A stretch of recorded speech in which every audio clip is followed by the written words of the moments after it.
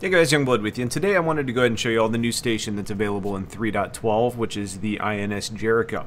Now before we take a look at it, I wanted to show you how to get there. I was lucky enough to have a friend in game who logged off there, so I had a beacon, but it did show pretty effectively where this hidden location actually lives. First off, you need to travel out to Mike L1 or the Lagrange point nearest Microtech. Now once you're there, you're kind of out in the boonies, so I would touch down to keep your spawn point there in case something goes wrong. But once you take off, the way that I did this was that, and there are a few different ways out there in different videos, mine's not scientific, but it gives you the right ballpark, and it's what worked for me. So I positioned my ship between the landing runway lights at Mike L1 and the station, and then I looked directly at the station. And then if you kind of look down that main spine of the station, that primary stack, there's a little bit of a gap between the lowest bar where some of the landing pads are and above it, and you can see that's where my friend's marker was.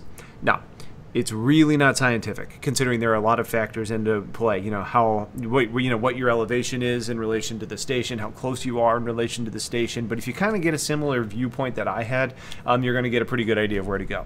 But it is approximately 20 to 30 kilometers to get there, so even in a ship that has fast cruise, it does take a hot minute to get there, which is why it was nice to have somebody already present to get me there quickly.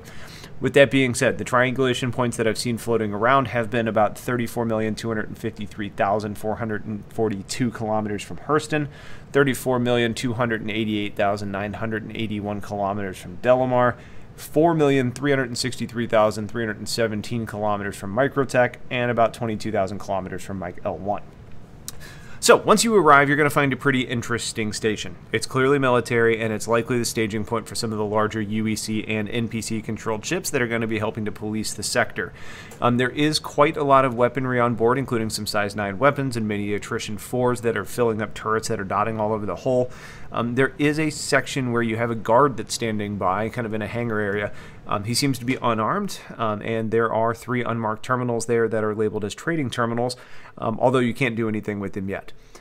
There are many hangars here, ranging from very large underneath to smaller hangars on the sides, plus you have various size landing pads on the deck, as well as the large ship docking areas on either end, much like what's underneath the orbital stations around the major planets. You have radar arrays that are spinning away and what looks like a bridge area or an ATC zone, and when you look inside, it really looks pretty unfinished at this point. Now, honestly, for a station, it looks fairly mobile. It almost looks like a station ship hybrid, with what appears to be large maneuvering thrusters on it. Now, I'm not sure if those are other items that are designed to help stabilize, or maybe they're refineries, or maybe they're scanners, or what, but it doesn't look as much like the traditional station as anything else we've seen so far. My assumption for what this is going to be is a place where you generally have a large UEE presence, but also some place that you'll eventually be able to come and do missions. I think that's why there's terminals here, and those trading consoles.